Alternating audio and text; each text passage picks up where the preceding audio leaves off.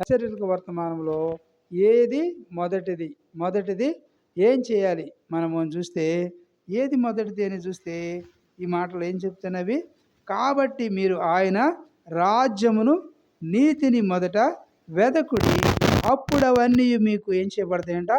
అనుగ్రహిస్తాడు. ఏమి అనుగ్రహిస్తాడు ప్రభువారంటే, మనం ఏవైతే మరి కోరుకుంటున్నామో, ఏవైతే ఆశపడుతున్నామో, ఏ కార్యాలైతే మన కుటుంబంలో జరగాలనుకుంటున్నామో కదా, ఏవైతే మనకు మరి మేలుకరంగా ఉంటాయి మరి అనుకుంటున్నామో, ఏ కార్యాలు మన గృహంలో వివాహాలు జరగాలని కోరుకుంటున్నావో కదా, లేక మరి ఏవేవి నీ కొనాలని ఆశపడుతున్నావో, మరి ఏవే ఉద్యోగాలు రావాలని ఆశపడుతున్నారో కదా, అనేకులు మరి మనం చూస్తూ ఉంటాం.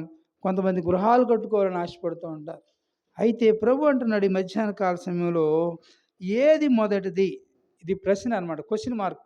ఏది మొదటిదని చూస్తే మరి మరి మత్తయి సువార్త 6వ అధ్యాయం 33వ వచనంలో చదువుకున్నాం కదా. కాబట్టి ఏం చేయాలి మీరు ఆయన రాజ్యమును, రెండవది నీతిని ఏం చేయాలంట? మొదట వెతకాలి. కాబట్టి మొదటి ప్రాధాన్యత, మొదట మనం వెతకవలసినది ఏంది అని చూస్తే ఆయన రాజ్యాన్ని వెతకాలి, ఆయన నీతిని వెతకాలి, ఆయన మందిరాన్ని వెతకాలి కదా. ఆయన మాటలకు మనము శ్రద్ధ కలిగి ఉండాలి. ఆయనకి మనం మొదటి స్థానం ఇవ్వాలి. ప్రథమ స్థానం ఇస్తున్నామా లేదా అని మనం పరిశీలించుకుందాం. హెచ్చరికలు వర్తమానంలో ప్రభు బల్లలో ప్రవేశించబోయే ముందు, ప్రభు బల్లలో ఆయన యొక్క రక్తమును సాదృశ్యుకున్నటువంటి ద్రాక్షారసపు పాత్రలో మనం పాలు పంపులు పొందే ముందు, కాబట్టి మీరు ఆయన రాజ్యమును, నీతిని అంటున్నారు. మొదటిది ఆయన రాజ్యం ఏది? పరలోక రాజ్యము. ఆయన నీతిని నేను కూడా మొదట వెతుకుడి అంటున్నాడు. కాబట్టి ఆయన రాజ్యాన్ని మనం వెతుకుతున్నామా లేదా అని మనల్ని మనం పరిశీలన చేసుకుందామండి. ఎవరు వచ్చి మనల్ని పరిశీలన చేస్తే, అందుకని 3వ అధ్యాయం, ఇదే అధ్యాయం 3:2 కూడా చూస్తే, మత్తయి సువార్త 3వ అధ్యాయము 2వ వాక్యం కూడా గమనిస్తే, కాబట్టి పరలోక రాజ్యం సమీపించి ఉన్నది, కాబట్టి మారు మనసు పొందుడని యూదయ అరణ్యములో ప్రకటించుచుండెను. కాబట్టి ప్రభు మార్గం సిద్ధపరచుడి, ఆయన త్రోవలు సారాళము చేయుడని అరణ్యములో కేక వేయచు ఒక శబ్దము. కాబట్టి శబ్దము అని ప్రవక్త అయిన యెషయా ద్వారా చెప్పబడినది ఇతడే. కాబట్టి నేను కూడా మొదట ఏం చేయాలి? మొదట మనము చేయవలసినది, విశ్రాంతి దినమునాడు, ప్రభు దినమునాడు మనం ఏవేవో పనులు పెట్టుకుంటూ ఉన్నాం కదా, ఏవేవో వ్యాపకాలు పెట్టుకుంటున్నాం. అవి అంత మాత్రం కూడా మంచివి కాదు. ఎవరికైనా, నీకైనా నాకైనా మరి అది మంచిది కాదు. కాబట్టి రక్షించబడిన తర్వాత, బాప్తిసం పొందిన తర్వాత నేను కూడా మొదట దేవునికి ప్రాధాన్యత ఇవ్వాలి. దేవుని మరి ఇంటికి ఎడల మనం కూడా ఆశ కలిగి ఉండాలి. దేవుని ఇంటికి వెళ్ళాలి, దేవుని మందిరానికి వెళ్ళాలి, దేవుణ్ణి గణపరచాలి, దేవుణ్ణి స్తుతించాలి. దేవుడు గడిచిన వారం అంతా కూడా నన్ను కాపాడాడు కనుక, దేవుడు అనేక కీడుల నుంచి నన్ను రక్షించాడు కనుక మొదట నేను ఆయన రాజ్యాన్ని వెతుకుతా. మొదట ఆయన మందిరానికి వెళ్ళి తర్వాత వచ్చే నేను అన్నం వండుకుంటా, కూరలు వండుకుంటా. కాబట్టి ఈనాడు అనేకులు ఏం చేస్తున్నారంటే, మొదట దేవునికి మరి వారు ప్రాధాన్యత ఇచ్చేటువంటి వారికి మనం చూస్తాం. వారి ఇంటికాడ ఉదయాన్నే, ఆదివారం అంటే 4 గంటలకే 5 గంటలకే లేచి మరి అవన్నీ కూడా వంట కార్యక్రమాలన్నీ కూడా సిద్ధపరచుకుని సహోదరులు చక్కగా ఉదయాన్నే మరి 8 గంటలకు మరి 8:30, 9 సిద్ధపడి చక్కగా వారు మంచి వైట్ అండ్ వైట్ వేసుకుని చక్కగా దేవుని మందిరాలకి చక్కగా పెద్ద పరిశుద్ధ గ్రంథాలు తీసుకుని మొదట దేవుని మందిరానికి వచ్చేస్తున్నారు.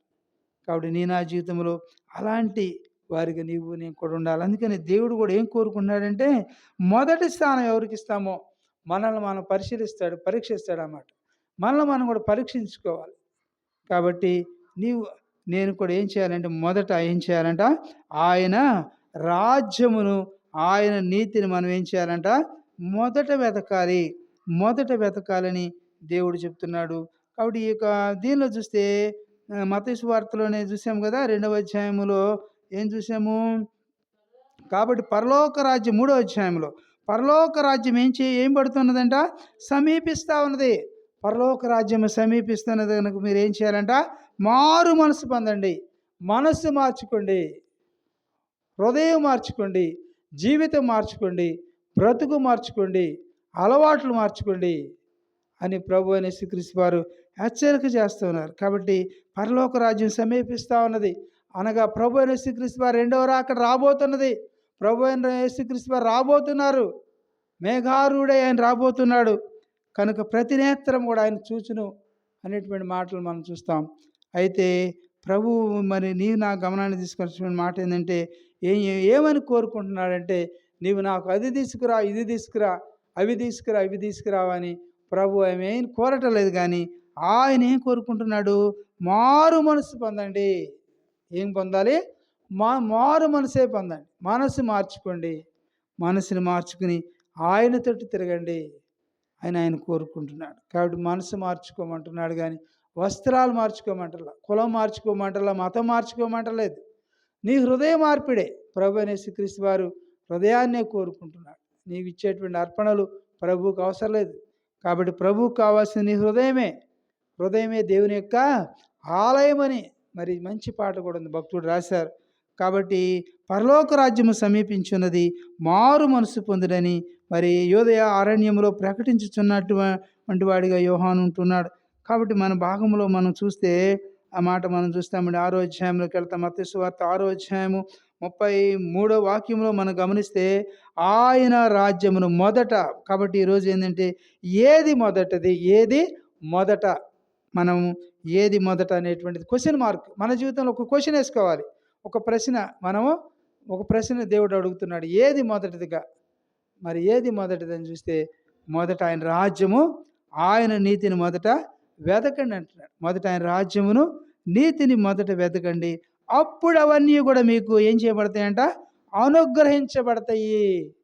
అంతే మాత్రం కాకుండా 34వ వచనంలో అంటాడు, మత్తయి సువార్త 6వ అధ్యాయం 34వ వచనంలో, రేపటిని గురించి చింతపడకుడి, రేపటి దినము దాని సంగతులను గురించి చింతించును, ఏనాటి కీడు ఆనాటికి చాలు అంటున్నాడు. కాబట్టి ఏనాటి కీడు ఆనాటికి చాలు.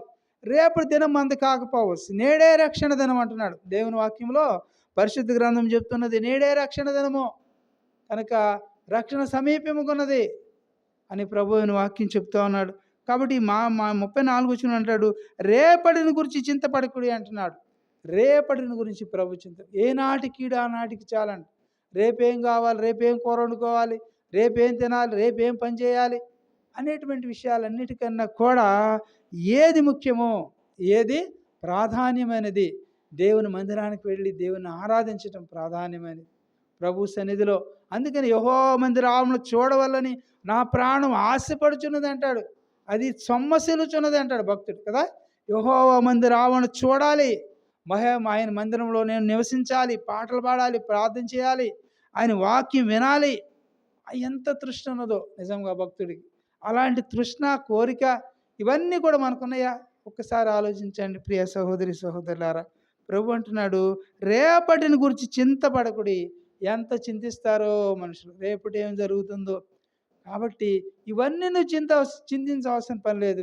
నీ భారం యెహోవా మీద మోపము, ఆయన నీ భారములన్నీ కూడా ఆయనే మోసి. అందుకనే ప్రయాసపడి భారం మోచున్న సమస్తమైన జనులారా నా యొద్దకు రండి, నేను మీకు విశ్రాంతినిస్తానంటున్నాడు ప్రభువుని యేసుక్రీస్తు. అయితే మనుషులు ఆయన యొద్దకు రావటం లేదు. వారి ప్రయాసలు వారు మోస్తూ ఉన్నారు, వారి భుజముల మీద వారు మోస్తూ ఉన్నారు, కానీ వారి భారములు వారు దిగటం లేదు. ఎందుకంటే వారు మొయ్యలేనటువంటి భారం. అయితే ప్రయాసపడి భారం మోచున్న సమస్తమైన జనులారా నా యొద్దకు రండి అని ప్రభువైన యేసుక్రీస్తు వారు పిలుస్తూ ఉన్నారు. ప్రభువైన యేసుక్రీస్తు వారు పిలుస్తున్నారు. అంటున్నాడు, నా భారము తేలిక, నా కాడి తేలిక, నా భారము సులువు అంటున్నాడు. ఆయన యొద్దకు వచ్చితే సూక్ష్మలో మోక్షం.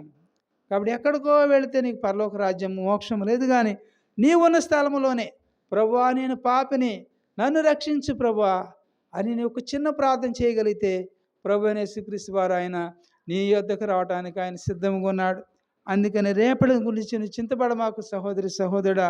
ఆయన అంటున్నాడు, ఏనాటి కీడు ఆనాటికి చాలు, రేపటిని గురించి చింతపడమాకు. అందుకని రేపటి దినము దాని సంగతులను గురించి చింతించును అంటున్నాడు. ఏనాటి కీడు ఆనాటికే చాలు కదా. ఏనాటి కీడు ఆనాటికే చాలు. రేపటి దినం నువ్వు ఉంటావో ఊడతావో ఎవరికి తెలియదు. కాబట్టి నేడు ఒక పాట రాశాడు ఒక అతను, నేడు ఇంటిలో రేపు మంటిలోనంట. కాబట్టి నా బ్రతుకు ఎంత అల్పమైనదో కదా! ఈరోజు ఇంట్లో ఉంటాం, రేపు మంటిలో ఉంటామండి. కాబట్టి మన జీవితం ఎంతో అల్పమైనది, స్వల్పమైనది. కాబట్టి దీనికోసం ఏదో ఆలోచిస్తాం, ఏదో చేయాలనుకుంటాం, దేవుని మందిరాన్ని పోగొట్టుకుంటున్నారు అనేకులు చూస్తూ ఉన్నాం. కాబట్టి మొదట ఉన్నటువంటి ప్రేమను మనము చివరి వరకు కూడా కనపరచాలండి. దేవుని కంటే ఏదీ ఎక్కువ కాదు. యెహోవా నీకు సమస్తము కూడా ఇవ్వగలిగినటువంటి వాడు. అందుకని దేవుని వాక్యం ఉన్నది, యెహోవా ఆశీర్వాదమే ఐశ్వర్యం ఇచ్చును, నరుల కష్టం చేత ఆశీర్వాదము ఎక్కువ కాదు.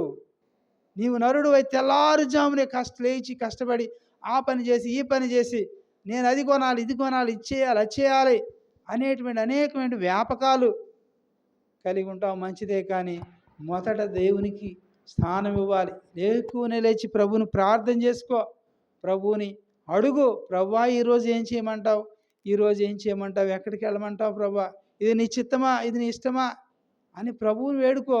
ప్రభువు నీకు సమాధానం ఇస్తాడు. కానీ నా చిత్తము నా ఇష్ట ప్రకారంగా నేను చేస్తానని వెళితే అది నీకు ఎదురొచ్చిద్ది. కాబట్టి ప్రియ సహోదరి సహోదరులారా, ఈరోజు ఏది మొదటిది అనేటువంటి మాటలో మరి చక్కగా నా గమనానికి ప్రభు తీసుకొస్తున్నారు. కాబట్టి మొదట ఆయన రాజ్యమును నీతిని మనము వెతికినప్పుడు అవన్నీ కూడా మనకు ఏం చేయబడతాయంట, అనుగ్రహించబడతాయని వాక్యము మనందరికీ కూడా సుపరిచితము.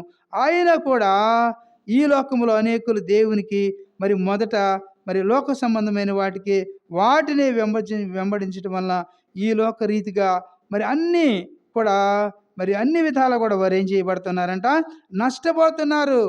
ఇల్లు కావాలన్నా, పెళ్లి కావాలన్నా, ఉద్యోగం కావాలన్నా, ఇలాగే అవసరాలన్నీ ఎన్నో వాటి కొరకు ప్రార్థిస్తారు. కానీ దేవుని రాజ్యమును నీతిని అంటే రక్షణ పొందక మరి వారి యొక్క సొంత శక్తి చేత అన్నీ కూడా పొందాలని వారు ప్రయత్నిస్తారు.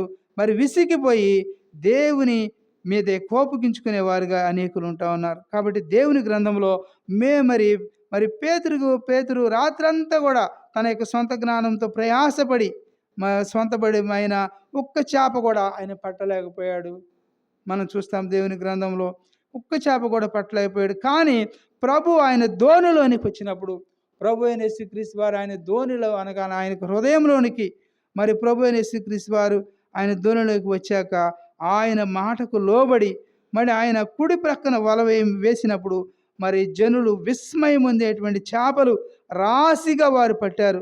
కాబట్టి నీ జీవితంలో ప్రభువుని కలిగి ఉంటే మరి అంతా కూడా మరి విస్తారముగా ప్రభు అయిన యేసుక్రీస్తు వారు నీకు అనుగ్రహించేవాడు ఉంటాడు. కానీ మొదట ఆయన రాజ్యమును నీతిని వెతికి చూడు, నీ జీవితంలో గొప్ప కార్యాలు జరుగుతాయి, గొప్ప ఆశీర్వాదాలు, మేలులు, దీవెనలు, అభివృద్ధి ఎన్నో చెప్పలేమండి నిజంగా. కాబట్టి ఎంతో సంతోషం ఉంటుంది, సమాధానం ఉంటుంది. దేవుడు లేకుండా నీవేదేదో చేయాలన్నా కూడా నీకు ఏమీ కలిసి రాదు. ఏమీ కూడా చిల్లు జేబులో వేసినట్టే. చిల్లు జేబులు వేసామని ఉంటాయి అంటారా, ఏమీ కూడా ఇట్లా వేసిన వెంటనే కింద పడిపోతూ ఉంటుంది. కాబట్టి ఇలా ఉంటుంది నా జీవితం. కాబట్టి కనుక మొదట హృదయంలో ప్రభువును మరి కలిగి ఉంటే ఈ లోకంలో మనకి అవసరమైనవన్నీ కూడా ఆయనతో పాటు ఇంటిలోనికి మరి జీవితంలోనికి మన దేవుడు మరి వచ్చేవంటిగా ఉంటామన్నమాట. కాబట్టి అందుకని మత్తయి సువార్తలో చూస్తాం 5:24 చూస్తే, మత్తయి సువార్తలో 5వ అధ్యాయము చూడండి, ఆ మాట కూడా చెప్పి మనం కొన్ని మాటలు మనం ముగించుకుందాము. ఆ మాట చూస్తాము కదా. 5:24 చూస్తే ఏం రాయబడుతున్నది చదవండి. 5వ అధ్యాయము 24 వచనం. కాబట్టి అక్కడ బలిపీఠం ఎదుటనే నీ అర్పణము విడిచిపెట్టి మొదట వెళ్ళి నీ సహోదరునితో సమాధానపడము, అటు తరువాత వచ్చి నీ అర్పణను ఏం చేయాలంట, అర్పించుము అంటున్నాడు. కాబట్టి అక్కడనే బలిపీఠం ఎదుట అనగా బల్ల ఎదుటే నీ అర్పణమును విడిచిపెట్టి మొదట వెళ్ళి ఏం చేయమంటున్నాడు, మొదట వెళ్ళి నీ సహోదరునితో సమాధానపడు. సమాధానం లేకుండా బల్లలో మనం పాలు పంపులు పొందకూడదు. సమాధానంతోనే మనం వెళ్ళాలి. కానీ మరి సమాధానం లేకుండా మనం ఎంత మరి చేసినా కూడా ఏమి కూడా ప్రయోజనం లేదు. కాబట్టి మొదట వెళ్ళి నీ సహోదరునితో సమాధాన పడినప్పుడే, అందుకని ప్రభు అర్పణ గురించి చెప్తున్నాడు. నీ సహోదరునికి విరోధంగా మరి మేము కలదని అక్కడ నీకు జ్ఞాపకం వచ్చిన యెడల అర్పణ విడిచిపెట్టి మొదట వెళ్ళి నీ సహోదరునితో ఏం చేయమంటున్నాడంట, సమాధానపడము. అటు తర్వాత వచ్చి నీ అర్పణను అర్పింపు. లేదంటే దేవునికి అర్పణలు ముఖ్యం కాదు కానీ హృదయమే ముఖ్యము. కాబట్టి నీ హృదయము దేవునికి కావాలి కానీ నీ అర్పణ అవసరం లేదు. కాబట్టి నీ హృదయం సరిగా ఉన్నదా లేదా అని ప్రభు నిన్ను నన్ను కూడా ఆయన అడుగుతున్నాడు. కాబట్టి నీ యొక్క మరి అందుకని అంటున్నాడు, భూమియు అందు అన్ను ఉన్న అంతా కూడా మరి నాదే కదా అంటాడు ప్రభు అని యేసుక్రీస్తు వారు. మాట మనం గమనిస్తాం కదా, ఆ మాట చదువుతాము. హెబ్రీ పత్రిక 12 మరి 14. హెబ్రీ పత్రిక 12:14లో చూస్తే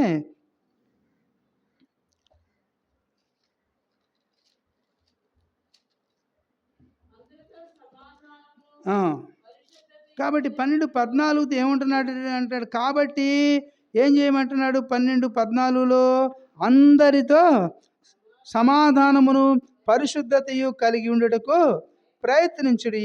పరిశుద్ధత లేకుండా ఎవడును ప్రభువుని చూడడు. కాబట్టి ప్రభువుని చూడాలంటే పరిశుద్ధత కలిగి ఉండాలి. కాబట్టి పరిశుద్ధ జీవితం, పరిశుద్ధ బతుకు నీవు నేను కలిగి ఉండాలి. అంతకుముందు ఎలా జీవించావు అనవసరం. అయితే ఇక ముందు నుంచి అయినా కూడా, ఇప్పటి నుంచి అయినా కూడా, ఈ 2025 సంవత్సరం అయిపోతుంది ఇంకొక నెల ఉంటే. కాబట్టి ఇప్పటి నుంచి అయినా కూడా ప్రభువుకి మొదట స్థానమే. మొదట ఏది నీ బ్రతుకులో, మొదట ఏది నా బ్రతుకులో, మొదట ఏది, దేనికి నేను ప్రాధాన్యత ఇస్తున్నాము కదా.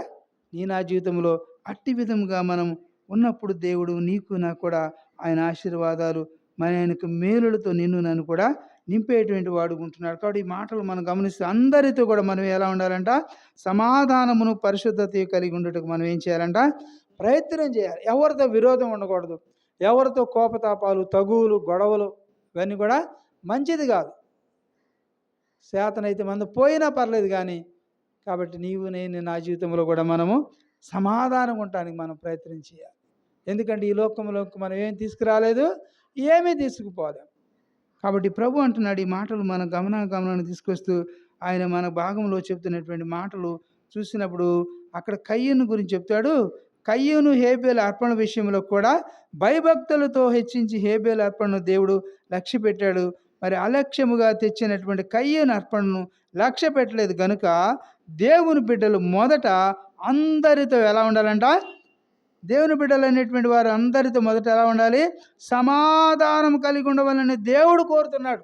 నేను కాదు కోరేది, అందరూ కూడా సమాధానం ఉండాలని దేవుడు కోరుకుంటున్నాడు. సహోదరి సహోదరులారా, అట్టి విధంగా మనం ఉన్నామా లేదా అనేటువంటిది పరిశుద్ధ గ్రంథంలో నిన్ను నన్ను కూడా దేవుడు హెచ్చరిక చేస్తున్నప్పుడు ఆ హెచ్చరికలు మనం పొంది యోగ్యమైన రీతిలో ఆయన యొక్క బల్లలో మనం చేయవలసిన వారమే ఉంటున్నాం.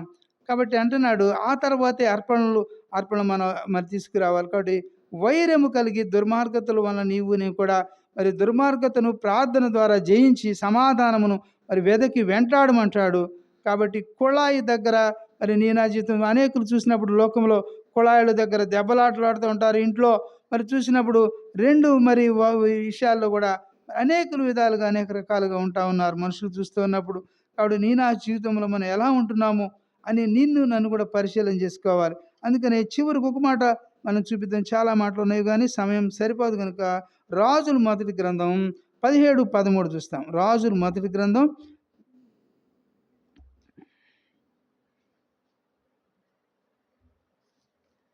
17వ అధ్యాయము. రాజుల మొదటి గ్రంథం చూడండి, 17వ అధ్యాయము 13వ వచనం.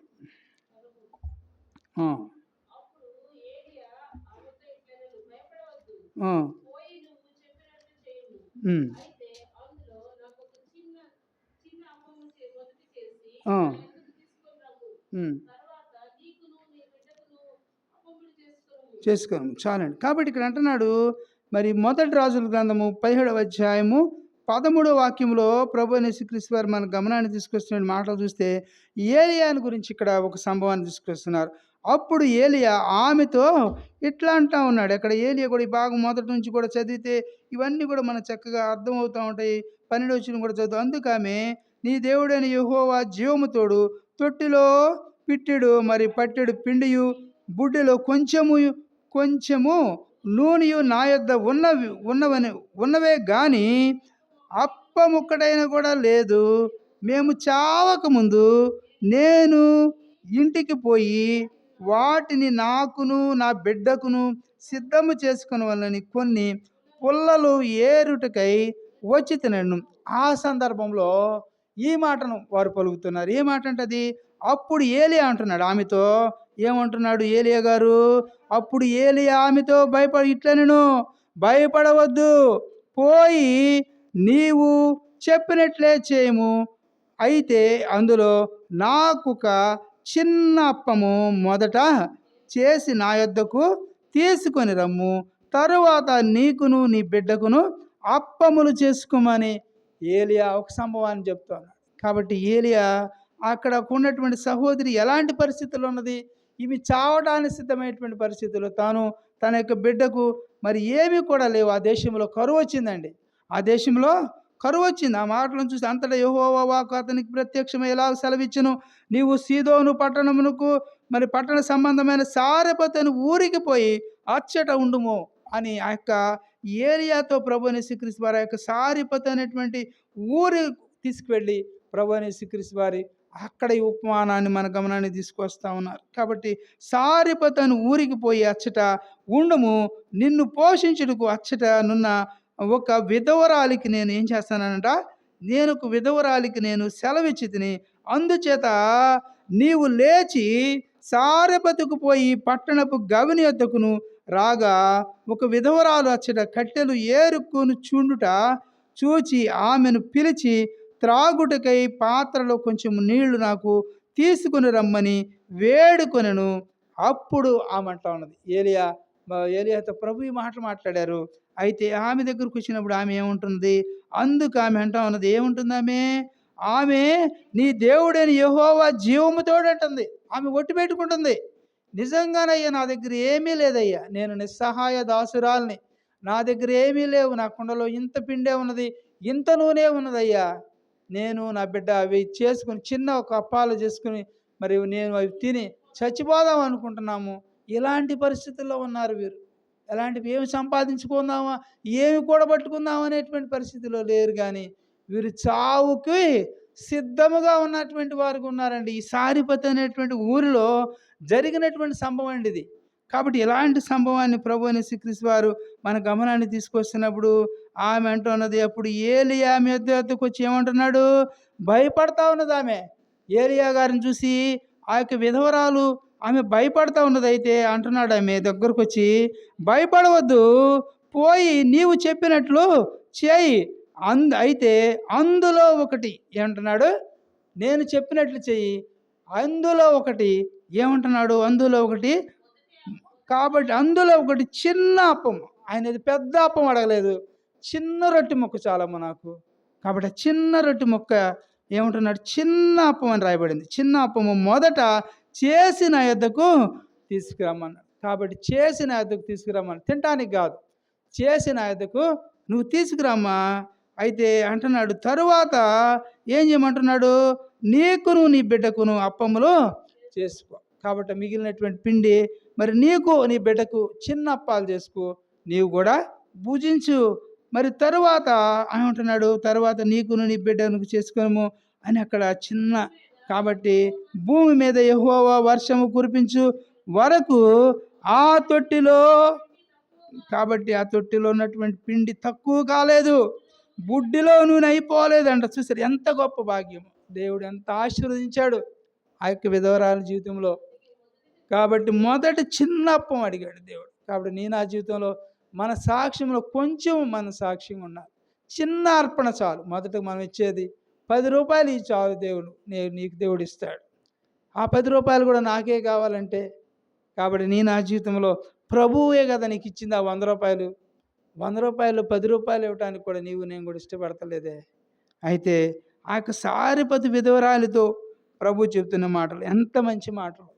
కాబట్టి నీ నా జీవితంలో ఆయన ఏది మొదటిది. మన అంశం ఏంటంటే బలలో పాలు పంపులు పొందే ముందు ప్రభువైన యేసుక్రీస్తు వారు ఆయన చెప్తున్నటువంటి మాట ఏది మొదటిది? ఆయన అంటున్నాడు, భూమి మీద యెహోవా వర్షము కురిపించే వరకు ఆ యొక్క ఎంత గొప్ప కార్యం చేశారు చూసారా? భూమి మీద యెహోవా వర్షము కురిపించే వరకు కూడా ఆ తొట్టిలో ఉన్న పిండి తక్కువ కాలేదు, బుడ్డిలో ఉన్నటువంటి నూనె అయిపోదని ఇశ్రాయేలీయుల దేవుడైన యెహోవా సెలవిచ్చున్నాడు. అంతటా ఆమె వెళ్ళి ఏలియా చెప్పిన మాట చొప్పున చేయగా అతడును ఆమెయు ఆమె ఇంటి వారును అనేక దినములు భోజనము చేయొచ్చు వచ్చారు. ఎంత భాగ్యం! వారికి భోజనం లేదు, రొట్టె ఉంటే చాలు అనుకున్నారు. రొట్టె ముక్క దొరికితేనే చాలు, ఈ రొట్టెతోనే కొన్నాళ్ళు బతుకుదాం అనుకున్నటువంటి వారి జీవితాలు ఏ విధముగా దేవుడు మార్చాడో. మొదట చిన్న అప్పము ఆ ఏలియా గారికి ఇచ్చినప్పుడు దేవుడు ఎంతగా ఆ యొక్క విధవరాలు కుటుంబం అయినటువంటి ఆ సారిపతు విధవరాలు ఎంతగా ఆమె కనికరించబడింది, ఎంతగా దీవించబడిందో చూసారా. భూమి మీద యెహోవా వర్షము కురిపించే వరకు కూడా ఆ యొక్క తొట్టిలో పిండి అయిపోలేదంట, నూనె ఆ యొక్క బుడ్డలో నూనె అయిపోదని ఇశ్రాయేలు దేవుడని యెహోవా సెలవిచ్చుచున్నాడు అన్నాడప్పుడు అంతటా ఆమె వెళ్ళి ఏలియా చెప్పిన మాట చొప్పున, కాబట్టి ఆమె అంతటా వెళ్ళి ఏలియా గారు తనకు చెప్పినటువంటి మాట చొప్పున చేయగా అని రాయబడుతుంది. ఆమె ఏలియా గారు చెప్పినటువంటి మాట చొప్పున చేయగా ఏం జరిగిందంట, అతడు ఆమె ఇంటి వారును, కాబట్టి అనేక దినములు వారు ఏం చేస్తూ వచ్చారంట, అనేక దినములు భోజనము చేయొచ్చు వచ్చేది. యెహోవా ఏలియా ద్వారా సెలవిచ్చిన మాట చెప్పిన ప్రకారము తొట్టిలో ఉన్న పిండి తక్కువ కాలేదు, బుడ్డిలో ఉన్న నూనె అయిపోలేదు. కాబట్టి దేవుడు ఎంత గొప్ప కార్యం చేశాడు. కాబట్టి నా జీవితంలో బలలో పాలు పంపులు పొందే ముందు మనల్ని మనం పరిశీలించుకుందాం. మనం ఎవరో వచ్చి పరిశీలించవసరం లేదు, ఎవరో వచ్చి మనల్ని అడగాల్సిన పని లేదు. మన మనస్సాక్షి మనకే, మన యొక్క హృదయం మన మీద దోషారోపణ చేయకముందే మనల్ని మనం సరి చేసుకుని చక్కబరుచుకుని యోగ్యమైన రీతిలో మొదట మనం ఆయన యొక్క బలలో పాలు పంపులు పొందుదాం. ఎవరు వచ్చినా రాపని నేను దేవుని మందిరానికి మొదట వెళ్ళాలి, దేవుడు నేను గణపరచాలి. వాళ్ళు వచ్చారో లేదో చూసి వెళ్దాం, వీళ్ళు వచ్చారో లేదో చూసి వెళ్దాం అని కాదు, కానీ మొదట మనం వెళ్ళినప్పుడు మొదట దీవెన ఆశీర్వాదాలు మనం పొందుకునేటువంటి వారుగా ఉంటాం. కాబట్టి ఈ యొక్క మొదట అనేటువంటి మాటను గురించి సహోదరి ఎంతగా ఆశీర్వదించబడిందో మనం చూస్తూ వచ్చాం. కాబట్టి నా జీవితంలో మొదట ఆయన రాజ్యమును నీతిని మనం ఏం చేయాలంట, మొదట వెతికినప్పుడు ఆ దీవెనలు, ఆశీర్వాదాలు, ఆ మేలులు మనం పొందుకుంటాం. కానీ మొదట మనం తిన్నాము మనం ఏమైనా ఆశీర్వదించబడతామా? ఒక సహోదరుడు ఉందంట, మరి వాడు నెలకు 2 కట్టల బియ్యం తెచ్చుకుంటారంట, 25 కేజీల బియ్యం. వాటిలో మొదటి కట్ట ఓడదీసినప్పుడు ఆ యొక్క దేవునికని ఒక సాలడు బియ్యం తీసి పక్కన పెట్టిద్దంట సహోదరి. అవన్నీ కూడా వాడినప్పుడు తర్వాత ఇంకా ఉంటాయంట. మరి రెండో కట్ట ఓడదీద్దామంటే అప్పటికి మళ్ళీ నెల తిరిగి వచ్చేసిద్దంట, 2వ మాసం తిరిగి వచ్చిద్దంట. తిరిగి వచ్చేసరికి ఆ బియ్యం అలాగే ఉంటాయంట. ఎన్నో ఉంటాయో ఆ బియ్యం సరిపోతాయంట చక్కగా నెలకి. అయితే వాడు సరిపోవని వారు 6గురికి 2 కట్టలు తెచ్చుకున్నారు. ఒక్క కట్టే దేవుడు ఎంతగా ఆశీర్వదించాడు, వారి జీవితంలో ఎంత కృపలు ఇచ్చాడో. మరి ఆ 2వ కట్టను మరి 2వ మాసంలో ఓడదీసి అవి మొదట ఆ బియ్యం కొంచెం దేవునికి ఇస్తారంట. కాబట్టి నా జీవితం ఎంత విశ్వాసం ఉందో కదా ఆ సహోదరికి. వారు అన్యులు, వాళ్ళు చెప్పినటువంటి సాక్ష్యం అన్యులు అనమాట. కాబట్టి నా జీవితంలో వారు క్రైస్తవులు కాదు, క్రైస్తవేతరులు. కాబట్టి నా జీవితంలో మనం ఎలా ఉన్నాము, మన యొక్క భక్తి జీవితం ఎలా ఉన్నది, మనం సరి చేసుకుందాం. ఎవరో వచ్చి మనం సరి చేయవసరం లేదు, చక్కవలసిన అవసరం లేదు. కాబట్టి దేవుని ఎదుట మరి నేను కూడా ఎలా ఉన్నావు, మన యొక్క మొదటి స్థితి ఎలా ఉన్నది, మన మొదటి ప్రేమ ఎలా ఉన్నది అని నన్ను నీవు కూడా పరిశీలన చేసుకుని పరీక్షించుకుని ఈ తలంపులతో మనం హెచ్చరికలతో మనం ప్రభు బలలో యోగ్యమైన రీతిలో పాలు పంపులు పొందాం. ప్రభు చిత్తమైతే వచ్చే వారం మరికొన్ని మొదట అనేటువంటి మాటలు గురించి కొన్ని లేఖన భాగాలను కూడా మనం పరిశీలన చేస్తాం. దేవుడు ఈ చిన్న మాటలు దీవించి ఆశీర్వదించును గాక. ఆమేన్.